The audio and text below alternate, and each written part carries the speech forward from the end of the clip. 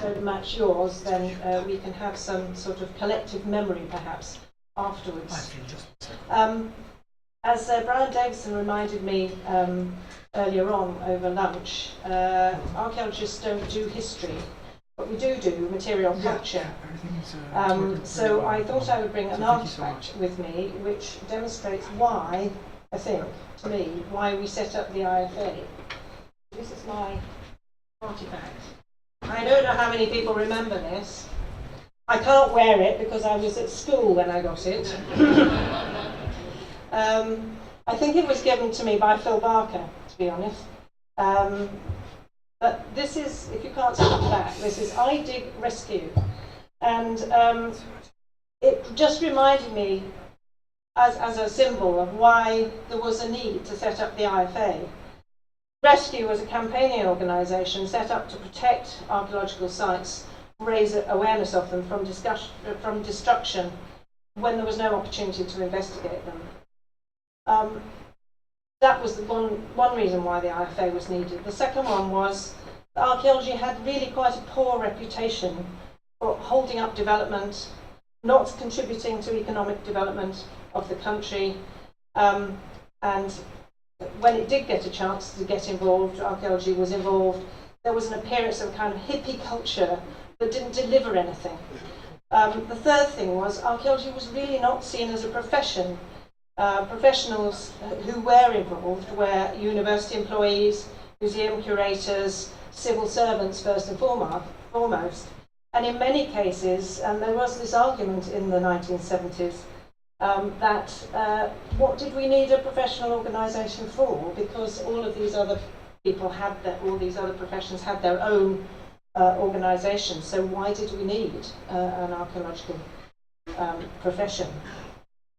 And when I was at school and had decided to do archaeology, my history teacher was very concerned, and she said, "Why do you want to study archaeology? There's no future in it." Apart from the obvious contradiction in terms, she actually was wrong, because archaeology was about to take off.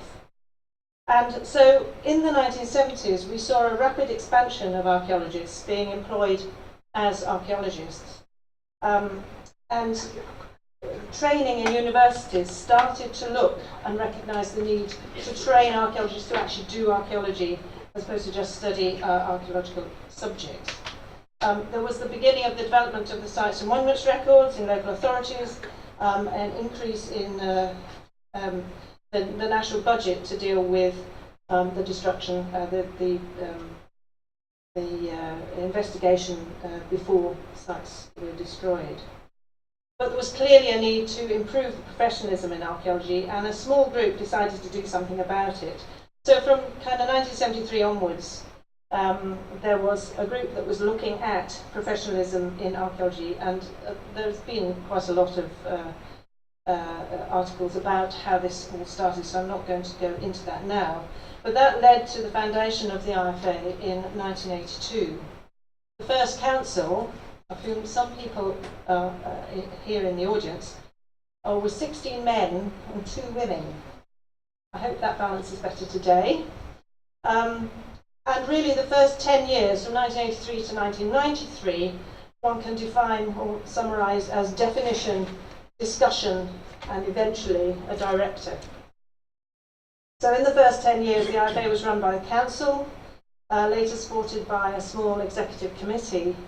And the notable achievements in that period were the start of a professional magazine, I would call it, rather than journal, the conference, which I think has always been really important to actually address professional topics, a directory of members so that we knew who each other was, and the regional and specialist groups who in the early days were really important in getting the message out to members across the country. There was lots of discussion about definition. What is archaeology? What should the Institute do? What should it cover? What was conservation? And so on. And eventually by the 1990s, when I became chair in the mid-1990s, we had moved into the context of a change in the whole development of archaeology. One of the most significant was the change to development funding for excavation.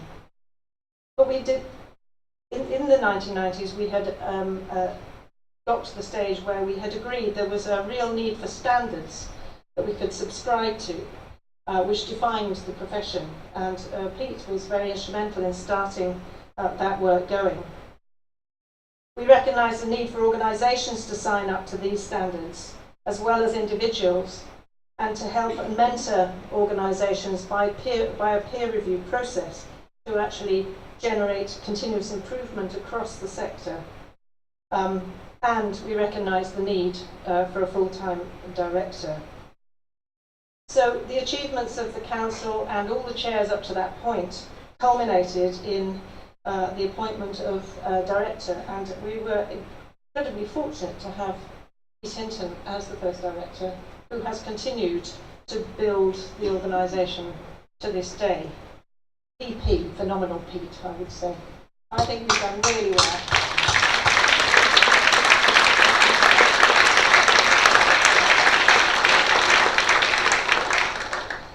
And what an achievement the IFA has made since then, and gone on to much greater things. So have we achieved what we set out to do? Have my 30 years worth of subscription been worthwhile? And certainly in the first instance, what did we get out of it? Why did we do it? There was an element of faith in there, and still today there are people who don't join the IFA, and we need to get them involved, I think, because it's really important that we collectively support our profession. But I would say yes, we have achieved what we set out to do. We have standards. Archaeology is way, way better than it was in the 1970s. We have clear standards in place derived from continuing practice improvement. We have the code of conduct, which is accepted and adopted throughout, even by those who are not members. And we can now say, and I'm quoting from the CIFA, that we are professionally accredited and staffed in the study and care of the historic environment. Secondly, we have a professional structure, a professionalism that is recognised. There are still issues around pay and reward, but again, that is way, way better than it ever was. CPD, training and skills, recognised structures, health and safety, gender equality, now 46%. Come on, ladies, let's make it 50%. But the 46% is in line with the national average. There are still not as many women as I would like to see in the senior end of the profession, but I'm sure that will come as the profession moves forward. And we can now say we are the authoritative and effective voice for archaeologists. And I've said, and that again is from quoting from the website. Research and advocacy. We now know much more about the profession generally, who is in it, what they do, the key issues of the day, areas of concern, and a huge improvement in advocacy and influence. We can now say archaeology adds value to industry and society, promoting the value of archaeology to clients and policymakers. So you might ask, what is there left to do? Well, I think that's for the Chartered Institute to take forward, and I'm sure we'll hear more about that. But to me, we must get more professionals to recognise their institute and to be proud of it and to be members of it. Let's continue to strive for better recognition of archaeologists as skilled professionals with appropriate recognition and reward. And let's continue to support the CIFA in advocacy for the profession, which I can only think will increase in its potential for the future. Thank you.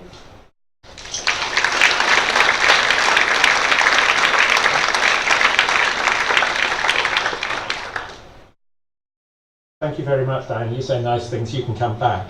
That was very good. Warmer reception. I was thinking back the last time I stood up at this lectern, which was an earlier life, but awful flashbacks.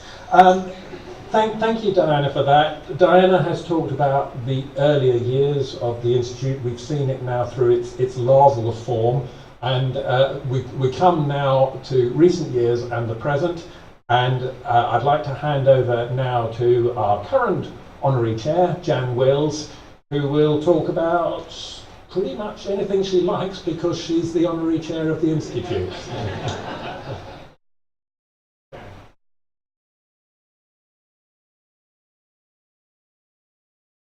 Thanks, Pete. I didn't realise you were going to give me such licence, otherwise I would have written a different talk. However, I too have got an artefact, and this is the first issue of The Field Archaeologist, which came out in February 1984, edited by David Baker, and some of those who appear in the wonderful photograph inside of the First Council are indeed in the audience. I'm very pleased to see some of the people who had the vision and commitment to set up IfA be able to be with us today as we celebrate becoming a Chartered Institute. So this is available for perusal later, along with the charter, should you wish. Actually, one of the founders of the Institute of Field Archaeologists, Brian Jervis, said to me earlier, great prescience. He said when the Institute was being first set up, we thought it would take about 30 years to achieve a charter, and we did it in 32, so, you know, that wasn't bad, really. Okay, well, some of the best lines, I think, have already been said. Pete talked about change of continuity. Diana talked about the fact that we need to get more people involved in the Institute, and both of those, or those three things, are going to come up in my talk as well.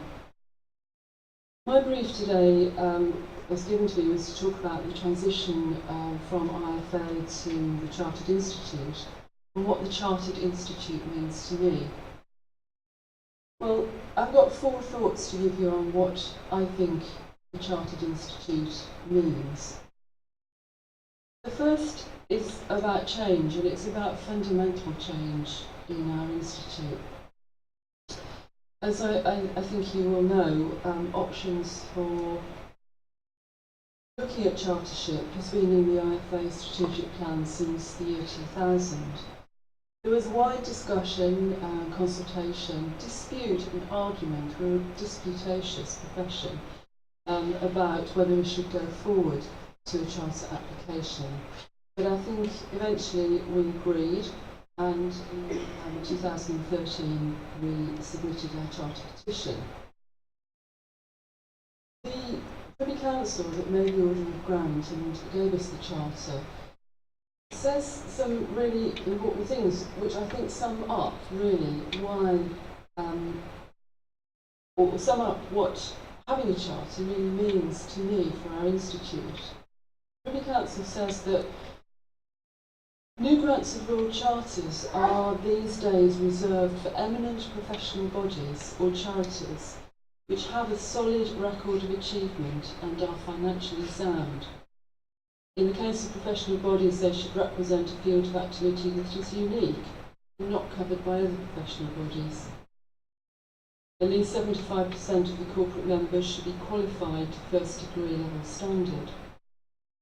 Finally, in the case of both professional bodies and charities, incorporation by charter should be in the public interest.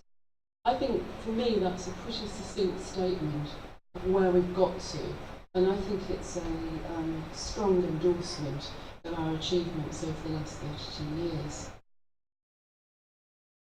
Having a charter, I think, brings status and recognition, and it should inspire trust and confidence in the work of the members of the Institute.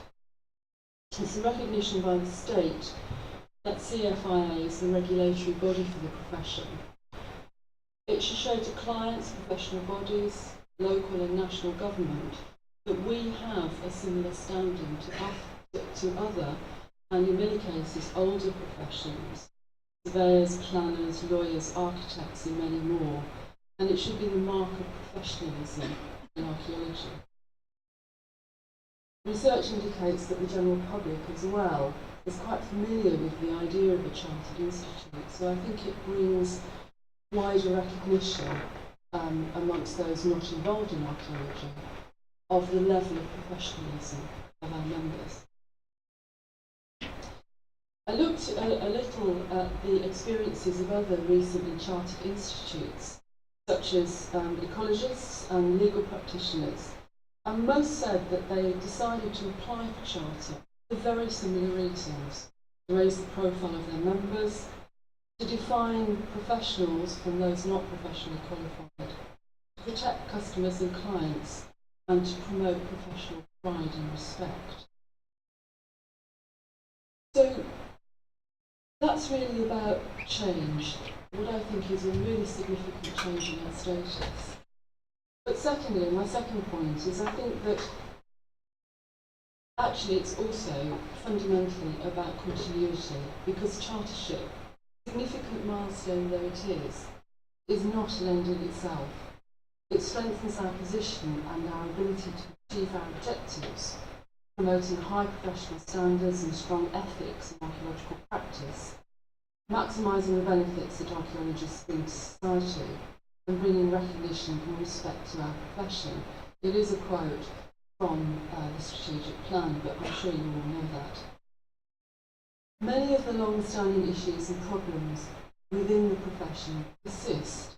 Things haven't magically changed overnight because we have received our charter. The need to develop and raise standards of professional practice, the aspiration to develop and improve career structure and one that is better rewarded, the need to secure funding in changing and often difficult circumstances. And then there are the overarching issues of fundamental importance to the protection of archaeology and the historic environment, such as changes in policy, in legislation and in organisational structures, which sometimes improve, but in many cases threaten to promise to or raise the possibility of threatening that. So it's not a magic transformation, but I think with the new status of the Institute and its members will strengthen our position in tackling all of these issues that confront us. And I would single out particularly, for example, our advocacy, which Diana touched on. In recent years, IfA has very successfully developed its role in advocacy, with acting alone or with other national archaeological bodies, lobbying government and making very, very effective interventions across all of the UK countries in terms of developing policy and influencing legislation. And I think the new status of the Institute only give us added weight in government, lobbying ministers, or trying to achieve any of our advocacy. My third point really is about creating a new vision. It has been a milestone getting to charter. Well, over the next year we'll be implementing, consolidating our new governance structure. So in a sense, our immediate agenda is one of consolidation. But it must also be one of developing the vision for the Chartered Institute. We must think ahead. How is the Chartered Institute going to develop? What is our next milestone that we're going to be working towards? One major item on the shopping list could be the question of whether we create individual lists, and I'm sure this will be a discussion shortly. We need your views on the desirability of this principle. Were we to decide to go forward, then implementation would, I think, be a medium-term project best, because it would require both changes to our charter by Privy Council, and it would also require the development of membership grade and a method of assessment. Fourthly and lastly, what the Chartered Institute means to me is getting involved in leadership of the profession. Peter Adderman wrote in his chairman's statement in this wonderful document, the Institute will of course only be as strong as its members.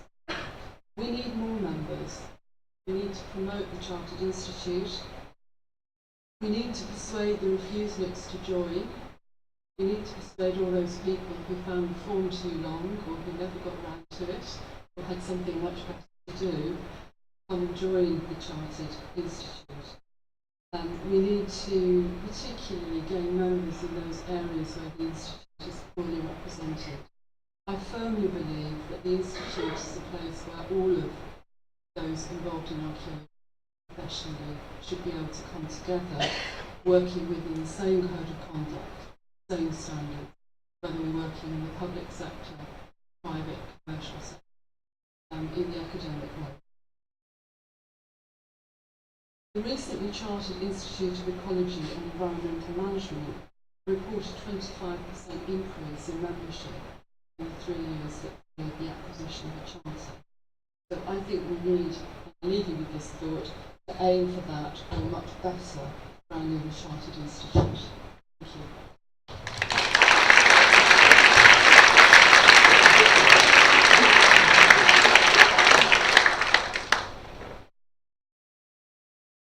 Thank you, Jan. As you can see, your Chartered Institute is in very safe hands. Messages there about consolidation, which we know that we need to do, but about vision, leadership, persuasion, Jan's good at that, and looking to the future. And that leads us to our next two speakers. Well, I believe we're going to do a double act between Ben Jervis and Natalie. They're going to tell us what they think. Now, this is quite interesting because we've had a past chair, we've got a current chair. We may have two future chairs here. There is that the minor issue of democratic accountability to go through. But I think they've more or less got this stitched out in a sort of Blair Brown kind of way. So just whatever you promise now will come back to haunt you. So just be very careful about that. But I'm very much looking forward to hearing what two representatives of the next generation group think that the Chartered Institute will develop into in, I don't know, N years' time. Do come and tell us. Thank you very much.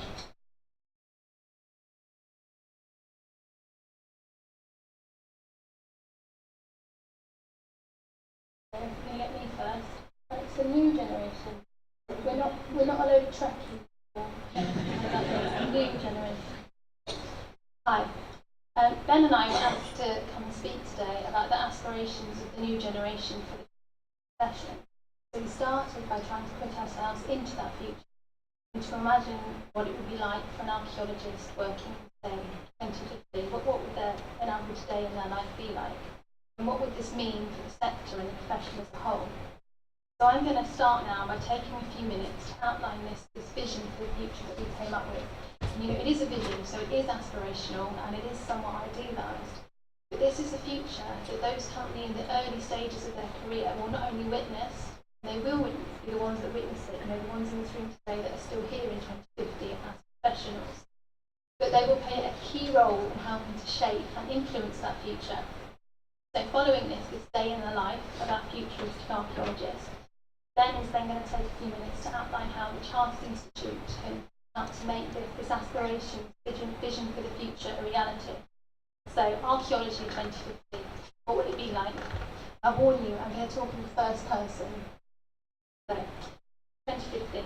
Spent my morning working on my latest project, in which I'm helping a local community to realise their ambitions for the regeneration of their neighbourhood. Here in 2050, public benefit is at the heart of all professional practice and historic environment research, with knowledge, understanding, appreciation and conservation being realised by professionals and wider society collaborating in open, imaginative and innovative ways. This project involves, amongst others, a local authority, architects, engineers, ecologists, youth workers, artists and local community business leaders, all working alongside myself and residents to develop a scheme that delivers a better place for them to live and work, and a scheme that at its very heart embodies the area's industrial heritage, which is what gives it its unique sense of place. Here in 2050, heritage professionals are at the heart of multidisciplinary collaborations, working with other professionals on an equal footing and with mutual respect. In the afternoon, I attend a meeting about a particularly tricky section of High Speed 9. The current proposed route will impact on several designated cultural and natural heritage assets, and these impacts need to be managed. But the scheme also presents many exciting opportunities for their conservation and enhancement. Here in 2050, society values the historic environment on at least standing as the natural environment, actively seeking opportunities for its conservation and enhancement. And these are not seen as being in conflict with the agenda for development, regeneration or economic growth. I work in a vibrant environmental consultancy in the heritage section of an integrated and multidisciplinary conservation and design team. I have a diverse range of colleagues, both in terms of their background and their career entry route. We particularly pride ourselves on our apprenticeship scheme, which is fully endorsed and supported by the Chartered Institute for Archaeologists and many other professional institutes and organisations. Here in 2050, the historic environment sector has a diverse and highly skilled workforce who have arrived in their positions in a variety of career entry routes, both academic and vocational. So I end my day by making a few phone calls to make sure that everything and all the final arrangements are in place for tomorrow, which is our heritage section's inspection. In 2050, all practitioners recognise and attach importance to their responsibilities to their profession as a whole, and this is realised through adherence to rigorous professional standards and clearly defined professional ethics. So, there we have it, our vision for Archaeology 2050, which is where I hand over to Ben. So we've painted a view of the future which is built on our own aspirations, which of course may or may not match those with the rest of you in the room. We do, however, believe that chartership will be beneficial in meeting both our aspirations and those of others for the future of the historic environment as a forward-thinking, respected sector whose value to society is widely recognised. However, just as chartership won't automatically bring about improvements in pay and conditions, nor will the granting of charter status in itself bring about such changes, chartership is certainly a milestone. It's only one tool in the continuing work of the Institute. Elements of our aspirations relate to the ongoing work of the Institute more generally, but chartership offers a renewed impetus to continue this work with renewed confidence and enthusiasm. The Chartered Institute must facilitate training in standards and ethics and continue to monitor adherence to professional standards, undertaking enforcement action where necessary to ensure that all archaeological work is undertaken to a high professional standard. Indeed, the grant of chartership highlights professionalism within the sector. New standards need to develop and existing ones be continually refreshed to keep pace with exciting innovations in heritage practice. Similarly, chartership should only augment existing efforts to make the Chartered Institute the heart of a network which provides training, mentoring and career development opportunities, as well as exploring and promoting alternative routes into the profession to ensure that the workforce is diverse in respect to experience, to background and to personality. The Chartered Institute should also be at the forefront of utilising new technologies to achieve this aim and reach a wide audience. There are, however, areas where chartership may have a more tangible impact on the work of the Chartered Institute and upon the future of the historic environment profession more generally. As the body representing heritage professionals, the Chartered Institute must continue to collaborate with other sector bodies, such as the Council for British Archaeology, Algeo, FAME, and of course the national governmental bodies, to work towards breaking down barriers to public participation and diversifying the ways in which archaeological knowledge is created in order to maximise the public benefit of our work.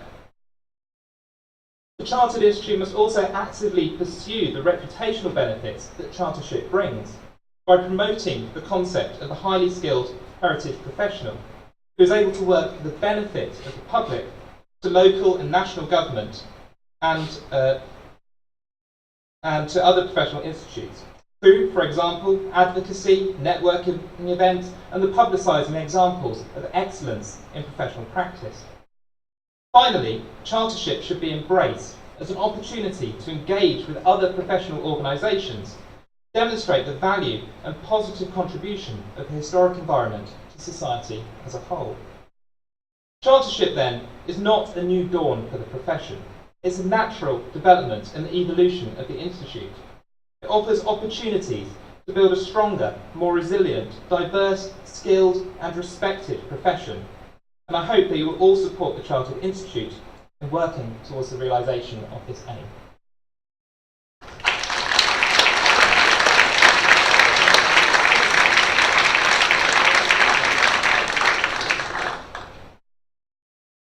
Well, that's brilliant, isn't it? I mean, it's all done.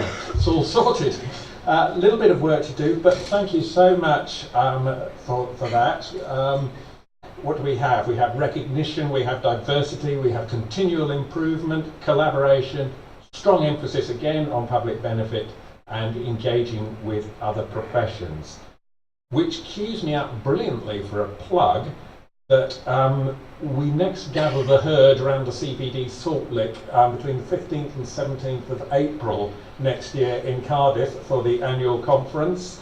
The theme of the conference is the future of our profession, or your profession, help me. Well, it's ours anyway. The future of our profession, and in that conference, Jan and I are also organising a session on the future of their professions, where we're getting members of other chartered institutes to come along and tell us about their experience. So hopefully a lot of the things that particularly Ben described, we will learn how to do by talking to others who have recently gone through that experience or are going through that experience now. So let us first of all thank our speakers. So Diana Murray, Jan Wills, Ben Jervis and Natalie Ward. Thank you very much.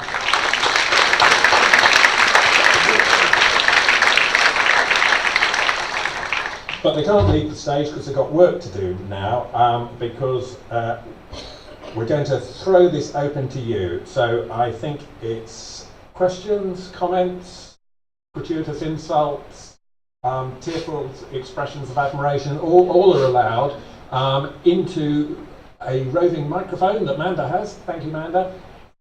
And Kate's got a roving mic as well. So where is the mic going to rove? When it reaches you, could you please say who you are? That would help. In their hands. We are stunned into silence. Okay, one reception. Any comment? Oh, brilliant. Thank you. Thank you. Kenneth Dixon, Landwick Research Limited. Okay, we just heard some fantastic things in those presentations, nice, positive, future-looking, bring in the refuseniks kind of comments. Ben made some good points about professionalism. I've got to say, I think the Chartered Institute, it shouldn't just be about bringing in refuseniks, it should be about making it impossible to work in the sector unless you're in the institute. It should be about driving out the non-members rather than just drawing them in. Iron fist in a velvet glove. Thank you, Katie. Would any of the panel like to respond to that? No, clearly not. Yeah. Yeah.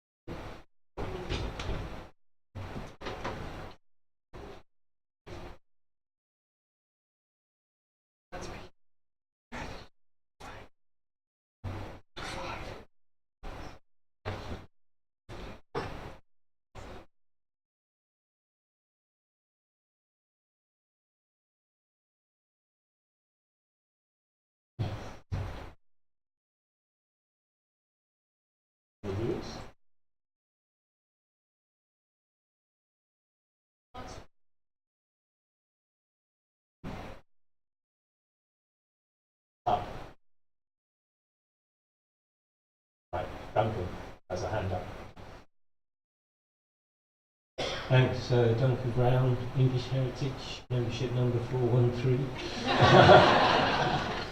I wonder if the way to address this issue might be for the chartered institute to be more easily accessing streams of funding. If people are more likely to employ chartered or registered organisations of the CIFA, they're more likely to award contracts to chartered archaeologists whenever that comes. People who are not chartered archaeologists might have to make that choice themselves. I don't know if Kenny's sympathetic to that view, but surely as time goes on, and I'm only too well aware of how much of that I've got, surely the chartered institute will become the thing to become a member of, and some of the old lags who are refuseniks will find it passing them by, effectively. I think my response to that, if I may, Duncan, is to agree. I am very much of the view, and indeed in the Institute's agreed advocacy priorities at the moment, we're very focused on trying to make it pretty much a requirement to be an accredited member of the Chartered Institute to practice, certainly in commercial and sensitive areas of archaeology. And there are really two ways of doing that. And the Institute over the years has spent quite a lot of time working on the supply side, trying to put in place regulations that require people to commission work from chartered archaeologists or members of the Chartered Institute or registered organisations of the Chartered Institute. And some of the work that Amanda has been doing recently, when she's not running around with a microphone, is working on a client guide, which is to get to the demand side, to try and persuade clients that it's a bit of a no-brainer, that if you actually want to get real value out of your project and avoid all the pitfalls of non-competent, non-professional people taking on the work, then you really need to go to the people that know what they're doing, and we know where they live. So I think more work on the demand side, and we are planning a much more outward-facing launch of the Institute early in the new year, where we will be giving out our guidance to the client sector. But I don't know if people generally feel that is sufficient, or if we should be doing more. There's a hand. Oh. Karen Newman, Newcastle University, as one of the almost lone voices, School of History, Classics and Archaeology, who's in IFA. I think it does start at university with students, and yes, you have a student membership. I think you need to raise awareness at a university level.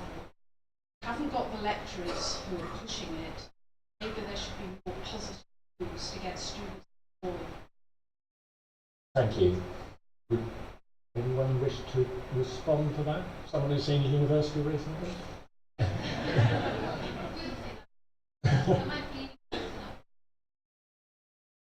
One of the things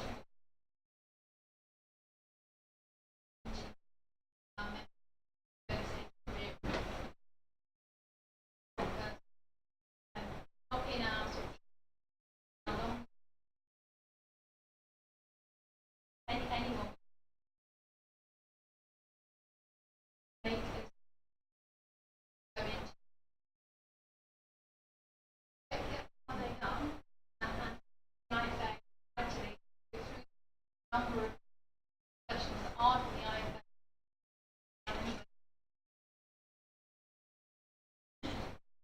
And I know that both Amanda and Kate are holding microphones at the moment to push in your faces, but either of you might wish to actually speak into the microphone about some of the work that you're both doing with universities at the moment. One of the things that we have been doing, I mean, we do try and link into university departments, so all of our magazines, for example, the university department recently, but whether they get to people, we don't know. Recently, we've also been inviting departments, or letting departments know, as Natalie just said, that we're very happy to come in and talk to students. Now, we've had some really positive relationships building up with different departments, talking not only about how just going into departments, talking to students about professionalism, professional ethics, raising awareness to the Institute, but also about how we can help support developing vocationally based training, which is something that is months or years, wasn't it? also looking at developing the resources that we have to support student members as they transition into their careers and through to practitioner level as well, to make sure that we can keep hold of them once they've passed the education phase of their development into the steps towards professionals. So we will take you seamlessly all the way through. Yes, Tim. Thanks very much. Tim Darville, Bournemouth University. You won't be surprised to see me rising to that bait. Yes, of course, we've got to look after students, and yes, of course, we've got to inform them about the IFA and all the other things that go with it. But, it's a big capital BUT, universities are reminded constantly that probably only 10% of those students who pass through our departments to read archaeology go into archaeology in the end. And those other 90% deserve some other things too. And so we have to set our stall out proportionately and appropriate to what's going on. The professional side of it, and as far as I'm aware, almost every archaeology department in the country deals with that to greater or lesser extent. And it's fantastic that we get help from the IFA to do this. So we'll move forward with the senior IFA to continue doing that, I would hope. That's not really why I put my hand up there. We need to think about all those things, but come on.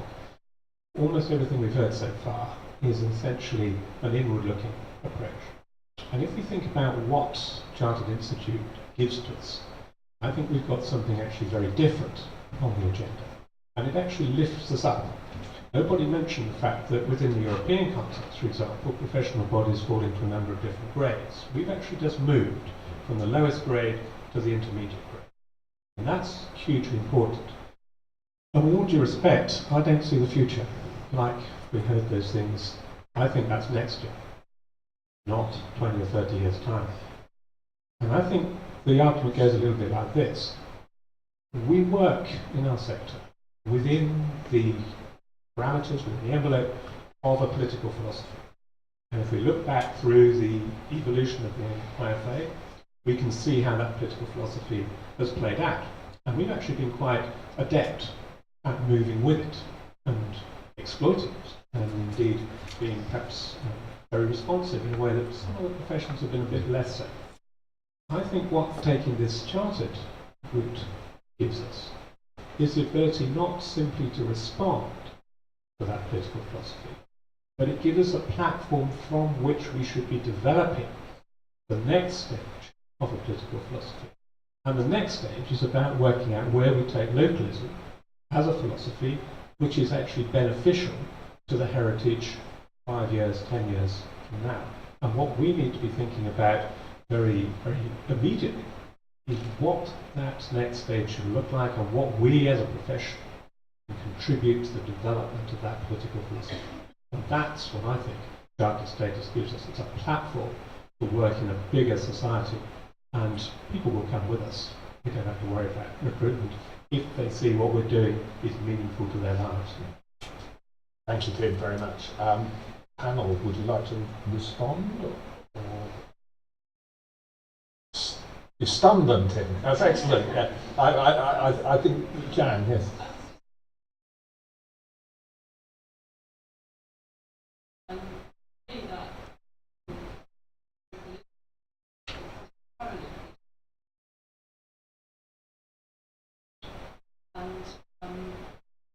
I think what we're actually doing is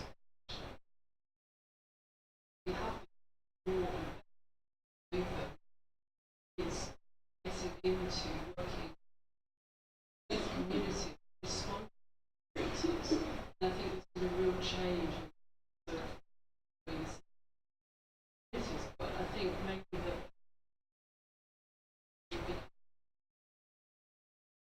responding to and doing things what we want. And that's something that I think is very important to think about who we are and how we influence next, what that means. And we think what we have to offer is useful. That in a sense is, for me, it's an, but it's also to be meeting, we are going to give a future opportunity. So, we need to use it.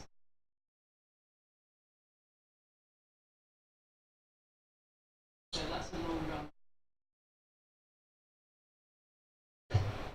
Thank you. Goodbye, Diane. Shall we move on to other topics? I think that we haven't got a huge amount of time, so I think we will take a bunch of questions together. Colin, you had your hand up for a while. Roving mic is coming at you. Colin Forrestal. My question is actually about this. It keeps on coming up. Chartered archaeologists. Personally, my view is that once the advisory council sorts out validation systems for each of our corporate grades, they should in themselves be sufficient. We don't need this new super archaeologist grade, so to speak. Surely, if you're a member, if an MC IfA, then that basically says you are the top standard of archaeologists. We don't need to add another initial on there to prove that you are the best of the profession. Thank you, Colin. I said I'd take three together, but actually you've latched onto a point that we definitely do need to do a quick airing this afternoon. So can I just ask if there's any responses from the audience, from the panel? Chartered archaeologist Martin. Martin Newman. As well as CIFA, I'm a member of two other chartered professional institutes, both of which have taken a very different approach to this. I'm a chartered member of CILIP, and that takes the approach that Colin has just outlined, where you actually can undertake a course of study designed personally around you in order to reach the member grade, which gives you your chartership, working with a assigned mentor, etc. And I'm now qualified as a chartership mentor for CILIP myself, and that is very hard work.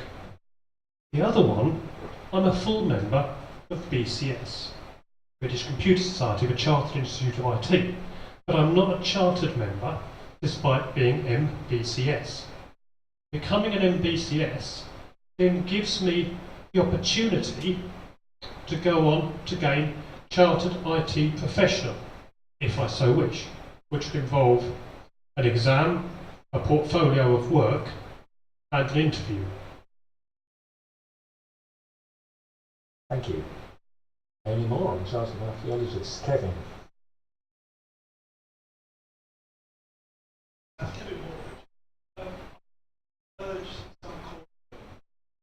think some of the things that Jan said about resistance amongst old lags as to why to join the institute is based entirely upon the fact that many people feel original setting up of the IfA involved people self-assessing themselves, and I think that is still 30 years on, that still hangs on as an idea that somehow within the IfA there are people who are there on kind of not exactly false grounds, but maybe grounds which haven't been tested by their peer group. So I would urge that any kind of chartered membership should be totally separate from the current situation. It might involve the same qualifications, it might involve the same sort of experience, but it should be seen as something that everyone has to re-qualify for, and not something that's just going to be passed on from either current membership or some interim kind of membership. That's all. Thank you. So detecting there are two possible routes there, one that we're talking about here, but certainly everybody seems to be talking about, if we do go down the route of chartered archaeology, something that matters, something that is credible, something that people can trust and is not just inherited. I think that's right. We are a little bit previous, frankly, talking about chartered archaeologists at this stage, because to introduce it, we would have to amend that charter that we've only just finished paying for, and we should be just celebrating having that at the moment. But we do know, everybody on the board, on your advisory council, on your staff, knows that chartered archaeologist is something that is very much uppermost in people's minds. It's something else that we'll talk about at the conference.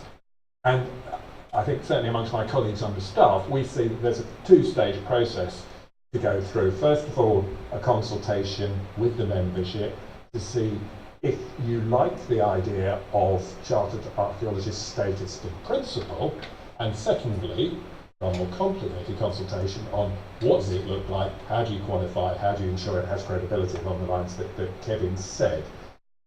I don't think we're ready to do that yet, but we could just save a little bit of time and money if you just stuck your hands in the air, if you thought, in principle, is chartered archaeologist a good thing for the Institute to be exploring? Well, that's all right, isn't it? Yes.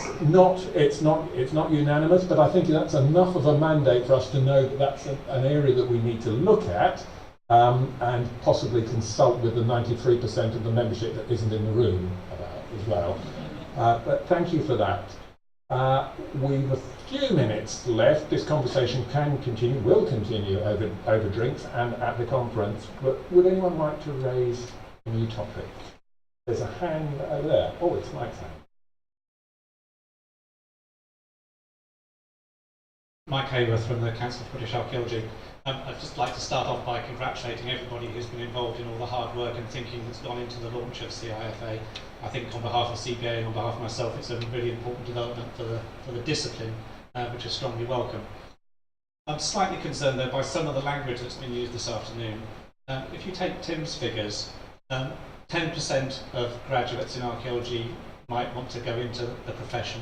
That means 90% don't. Many of those people may want to become involved in archaeology in a voluntary capacity. We might want to become very exclusive, if you follow Kenny's model, in terms of those who practice as a profession. But how is CIFA going to appeal to voluntary archaeologists, not as communities that we practice upon, but as participants in our discipline who work with us? And if, as a Chartered Institute, we're reliant on our members, that's actually the growth sector. That's actually where the majority are in terms of people who are engaging in the practice of archaeology across the UK. It's not in the profession, it's in the voluntary sector. How is CIFA going to work with those people? Thank you, Mike.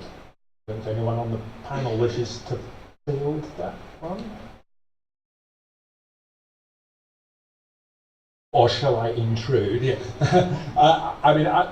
You're absolutely right, Mike, and those values are clearly articulated in the IFA strategic plan, and which was now, of course, the Chartered Institute strategic plan, and espoused in the petition that won us the charter in the first place. None of the agenda about professionalism should be about preventing the voluntary sector from practicing as they wish to practice, providing that professional standards are maintained.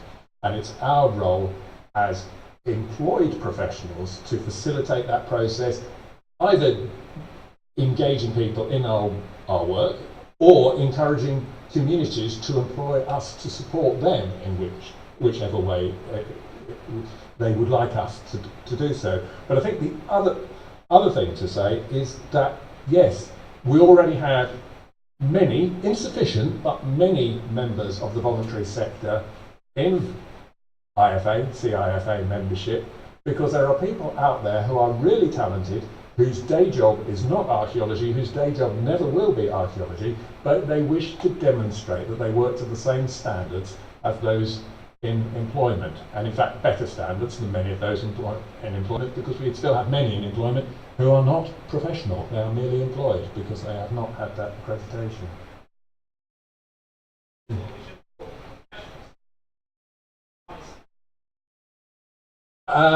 You could.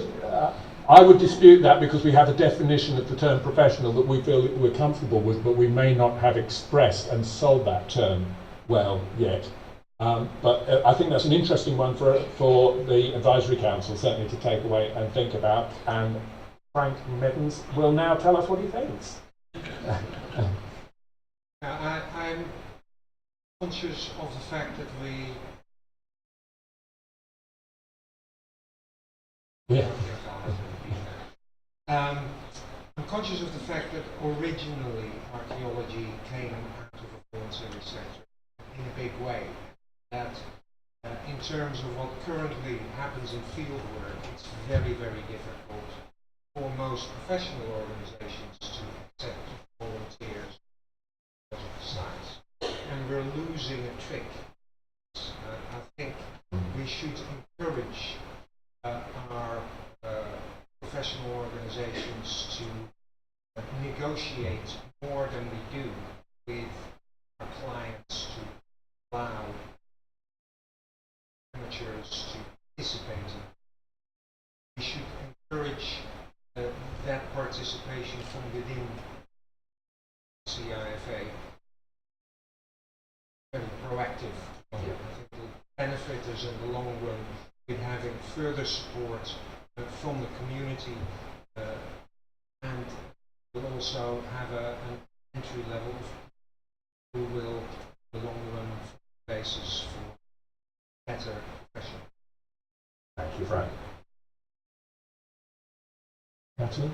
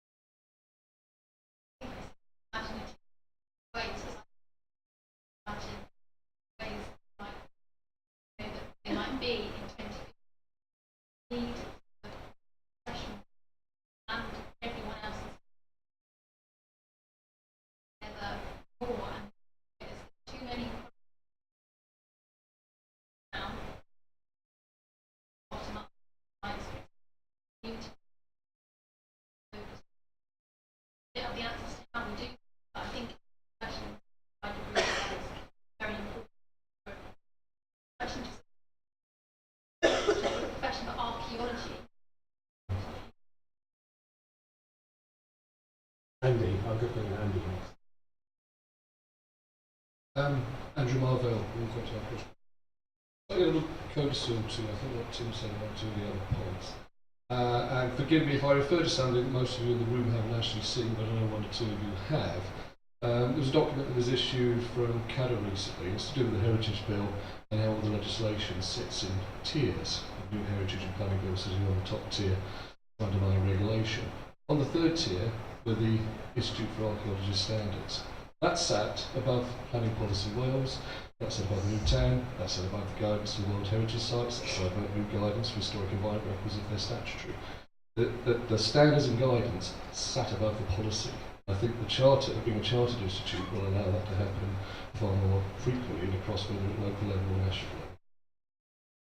Thank you, Andy. And thank you for writing one of those standards and guidance all those years ago. We're coming close to the end. Oh, there's a hand there in the gloom. Oh, it's Paul. Paul Squarry, Archaeology. I didn't want to sidestep a very interesting point about the outer sector, but something since I've been sat here that hasn't been mentioned at all, which is part of what we are, is the existence of registered organisations. It hasn't been mentioned. As a member of the Registered Organisations Committee, I obviously noticed that. That if we want to deliver career pathways and attract more students, if we want to see our existing professionals progress, we can only do that not only having individual membership, whether it's chartered or not, but by working with professional organisations that are registered with our institute. It is those organisations which are the ones that, to a large extent, we can count on to maintain certain standards, both in terms of employment as well in terms of the delivery of the work that we do. And and very obviously, very pertinently, Jill, my CEO, was talking earlier about a scheme that we have applied this year for graduate trainees, to try and bring people in at that level into our company and see them step and progress on that first rung as professionals. And I think we've got to look at very much the utilisation of the RO scheme as part of the way in which we can see standards raised and membership increase. If we can tie the concept that being a member of our institute and perhaps if you're a professional working with a registered organisation is a way in which you can guarantee career progression and advancement. Not exclusive.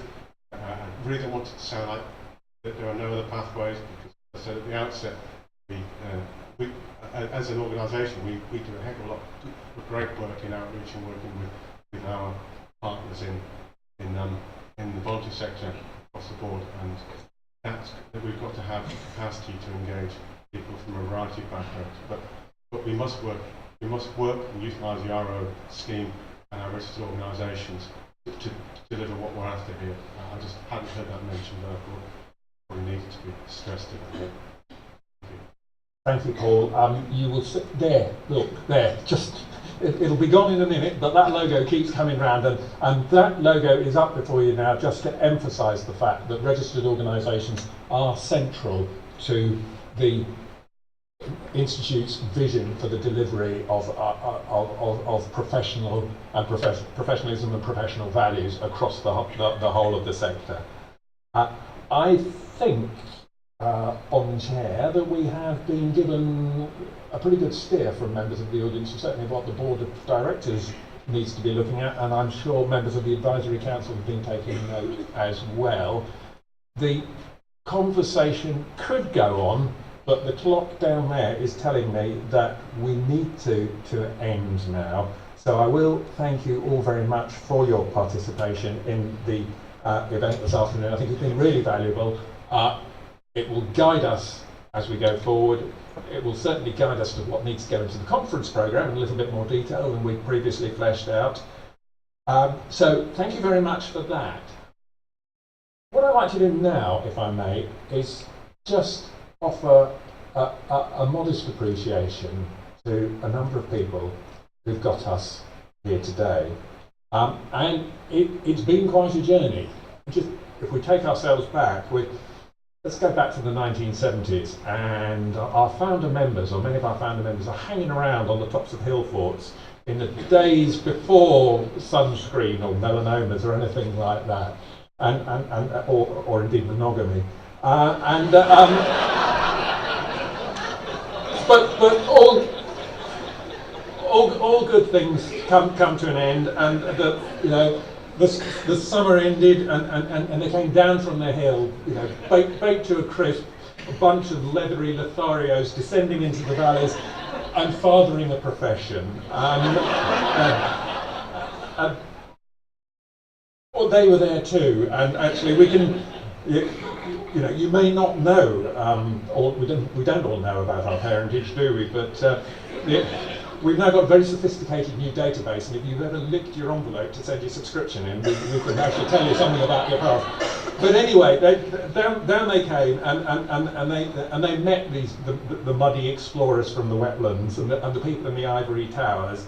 The archaeologists working in the minsters, the marshes, the meadows, the mills, the museums, the ministries, and the maritime world. Not to mention recumbent stone circles, of course, villas and villages. And they set us really off on the route from 1970s. APIFA, set up, thank you Mike, or Mike's predecessors, by the Council for British Archaeology, the Association for Promotion of an Institute for Archaeologists, all the way from APIFA to CIFA, calling it Birmingham, Manchester and Reading en route. And none of that would have been possible if we hadn't had a clear set of values and, frankly, a very ruthless commitment to strategy. And the things that our founders believed and the on-chairs over the years have believed, and we believe today, is that archaeology matters to everybody. It adds value to society and to business. And the Institute should weigh public benefit above the interests of the membership. That's what we do as professionals. Professionalism, we believe, is the way to serve society. And by professionalism, going back to some of the earlier discussion, we're talking about the demonstration of skills and an overt, measurable and accountable commitment to technical and ethical standards. And it's this institute that's the body that accredits professionalism. And by serving society in that way, yes, of course we can benefit the practitioners because we earn trust. We attract new people into the profession. We build careers that take them from student or pre-student all the way up through the membership grades, chartered archaeologists and beyond. Not sure what is beyond, but we'll find out. And in doing so, we can improve rewards to practitioners in the sector, not least, as has been mentioned on several occasions this afternoon, through parity of esteem with other professions. That's what we've achieved by becoming chartered, by getting onto Tim's second tier. And so our strategic objective in our plan is that all professional archaeologists will have the skills, integrity and versatility to ensure that study and care of the historic environment brings real benefits to people's daily lives. That's what Natalie is going to deliver us in 20 years. Tim's going to have us there in a year, which is brilliant. Now, over the years, the phrasing of that aspiration has changed a little bit, and the objectives haven't always been quite so obvious. And the focus of the Institute and where it goes has not always been quite so tight as it might be. But I think that's what our founders wanted, and I think that's where we're going. And I'd just like to emphasise the point that's been made a couple of times this afternoon, that the Charter is not the end of a process. It's a means of driving on with that agenda. It gives us a bit more ammunition and a bit more clout.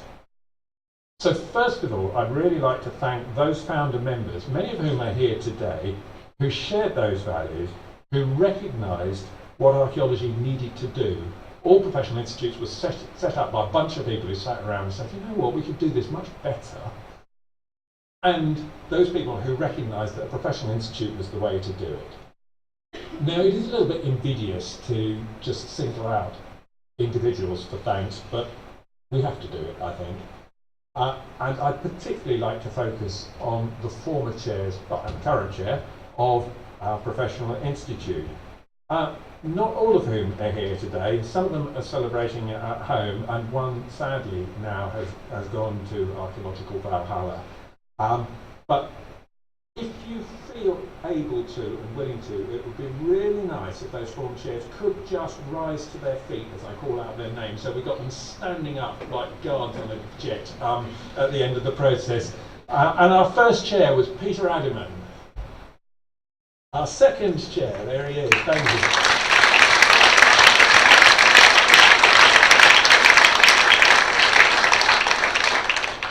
Number 2 was John Coles, who sends his apologies but promises to be raising a glass to the Institute this evening.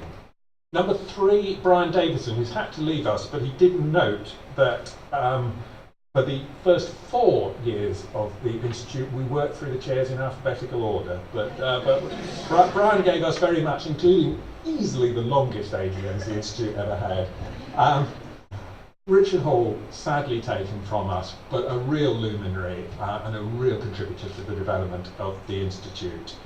Chair number 5, rock god Tim Darvill, who brought us into the 1990s. So on your feet, Tim, thank you.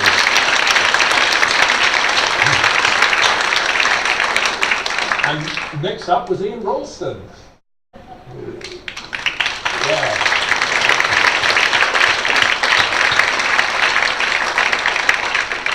Followed by Taryn Nixon.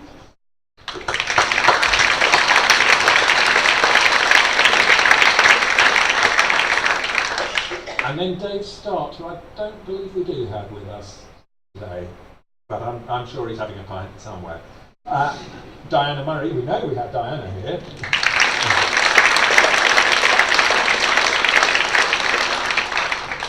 Jez Reeve was next and has sadly fallen off the Institute's radar as she moved into other professions.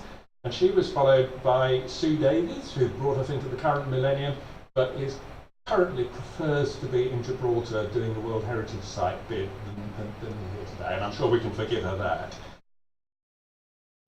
Deborah Porter, now Deborah Williams. Someone help her up. There we go.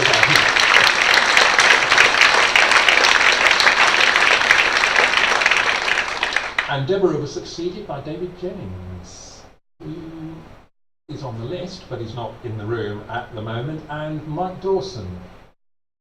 What are they up to?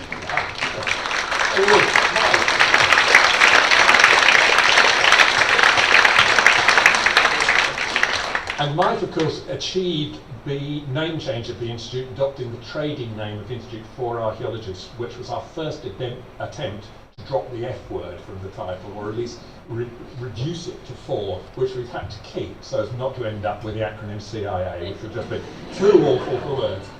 And key player in getting us towards that charter is Jerry Waite.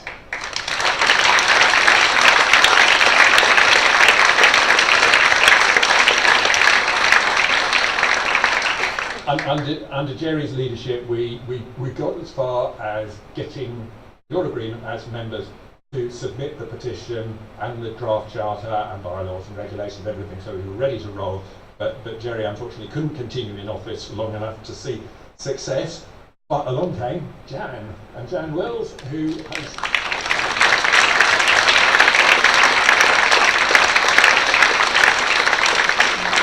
Jan has brought us home and has dealt with all the tricky negotiations, some of which were much trickier than you might have thought, to get us here. So, ladies and gentlemen, these are your leaders, these are visionaries, these are titans. And I'd like to say thank you to all of those visionaries, academics, activists, firebrands and fixers, civil servants and uncivil savants or something, the revolutionaries and the repairers, the pugilists and the pacifiers who have engaged in our external comms.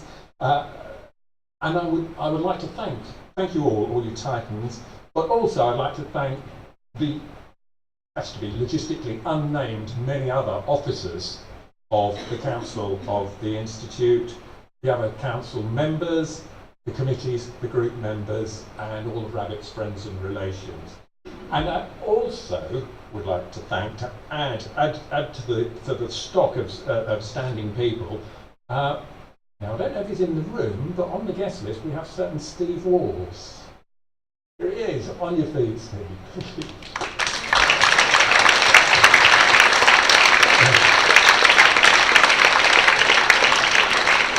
Steve was the key member of staff of the Institute during the relatively early stages, but for a long period in the Institute's evolution. More recently, Tim Howard, who put together, where's Tim? On your feet, Tim. I know you've got a bad hip, but that's no excuse.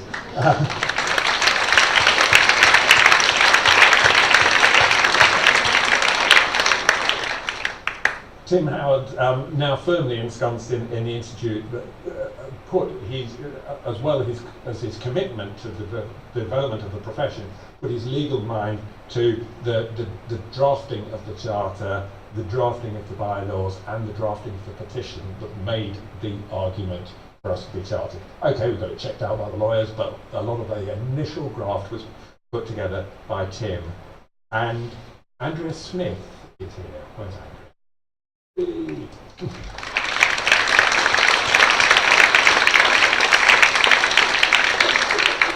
Working with Tim for a relatively brief period, and Andrea did a lot of work on putting together the regulations, like the standing order regulations for the conduct of general meetings that you studied so carefully earlier today, and generally kept everything moving while Alex was off ill, but Alex is not off ill now. Alex is back and well and with us, and Alex, you must rise to your feet.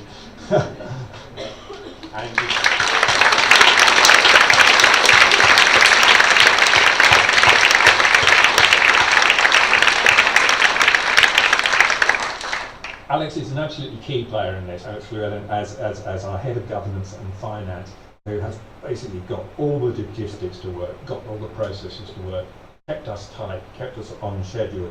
And many other professional institutes have approached this point, and it's all a mighty great panic at the end as we rush to get things done.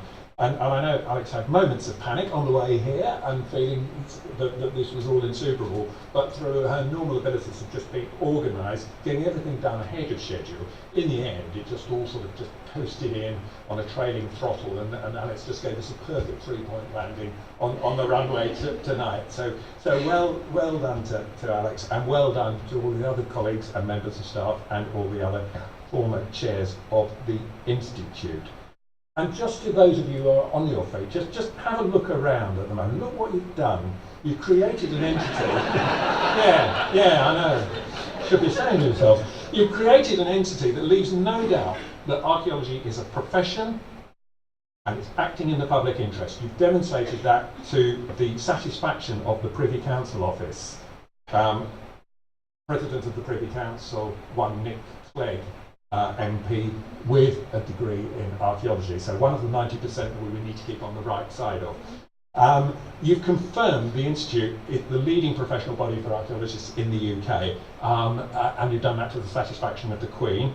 And you've ensured actually a growing international reputation for the Institute that places us in the top 2 most recognised and respected registered accredited archaeologists in the world. We'll fight out with our colleagues in the States which one's top of the list. And you have that on the authority of Jerry Waite, who's a member of both. So that's good. So please accept our applause, all of you. A profession thanks you.